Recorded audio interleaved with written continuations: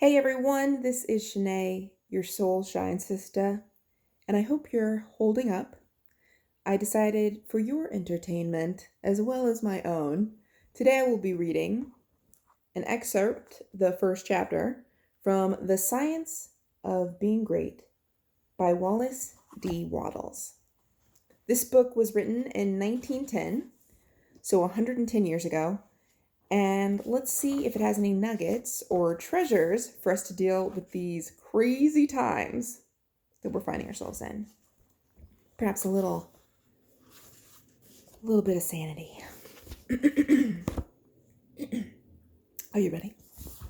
Are you ready? Any person may become great. There is a principle of power in every person. By the intelligent use and direction of this principle, man can develop his own mental faculties. Man has an inherent power by which he may grow in whatsoever direction he pleases. And there does not appear to be any limit to the possibilities of this growth. No man has yet become so great in any faculty, but that it is possible for someone else to become greater. The possibility is in the original substance from which man is made. Genius is omniscience flowing into man. Genius is more than talent. Talent may merely be one faculty developed out of proportion of other faculties. But genius is the union of man and God in the act or the acts of the soul. Great men are always greater than their deeds. They are in connection with a reserve of power that is without limit. We do not know where the boundary of the mental powers of man is. We do not even know that there is a boundary. The power of conscious growth is not given to the lower animals. It is man's alone and may be developed and increased by him. The lower animals can, to a great extent, be trained and developed by man, but man can train and develop himself. He alone has this power, and he has it to an apparently unlimited extent. The purpose of life for man is growth, just as the purpose of life for trees and plants is growth. Trees and plants grow automatically and along fixed lines. Man can grow as he wills. Trees and plants can only develop certain possibilities and characteristics. Man can develop any power, which is or has been shown by any person anywhere. Nothing that is possible in spirit is impossible in flesh and bone. Nothing that man can think is impossible in action. Nothing that man can imagine is impossible of realization. Man is formed for growth, and he is under the necessity of growing. It is essential to his happiness that he should continually advance. Life without progress becomes unendurable, and the person who ceases from growth must either become imbecile or insane. The greater and more harmonious and well-rounded his growth, the happier man will be. There is no possibility in any man that is not in every man. But if they proceed naturally, no two men will grow into the same thing or be alike. Every man comes into the world with a predisposition to grow along certain lines, and growth is easier for him along those lines than in any other way. This is a wise provision, but it gives endless variety. It is as if a gardener should throw all his bulbs into one basket. To the superficial observer, they would look alike.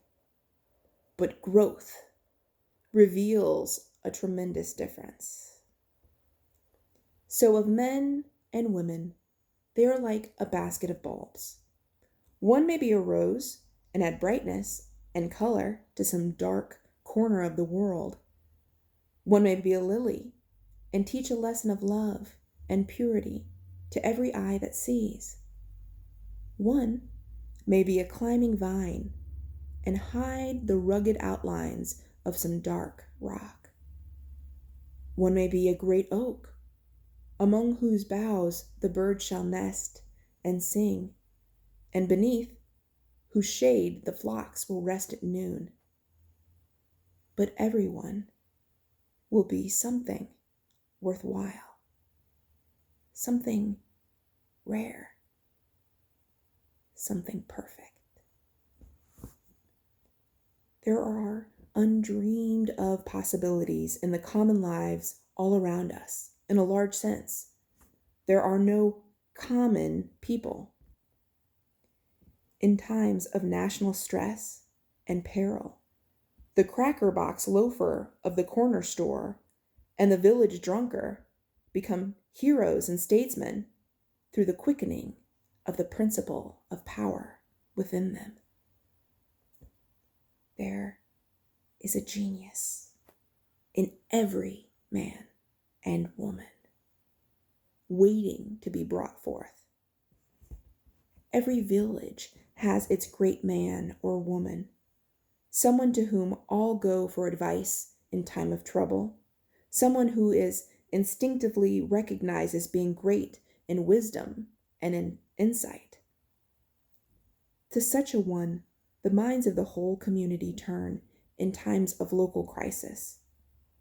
He is tacitly recognized as being great. He does small things in a great way. He could do great things as well if he did but undertake them. So can any man. So can you. The principle of power gives us just what we ask of it. If we only undertake little things, it only gives us power for little things. But if we try to do great things in a great way, it gives us all the power there is. But be aware of undertaking great things in a small way. Of that, we will speak further on. There are two mental attitudes a man may take. One makes him like a football. It has resilience and reacts strongly when force is applied to it, but it originates nothing. It never acts of itself. There is no power within it. Men of this type are controlled by circumstances and environment. Their destinies are decided by things external to themselves. The principle of power within them is never really active at all. They never speak or act from within. The other attitude makes man like a flowing spring. Power comes out from the center of him. He has within him a well of water springing up into everlasting life. He radiates force, heist felt by his environment. The principle of power in him is in constant action. He is self-active.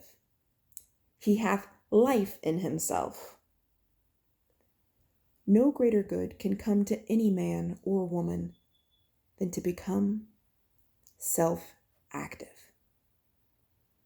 All the experiences of life are designed by providence to force men and women into self-activity, to compel them to cease being creatures of circumstances and master their environment.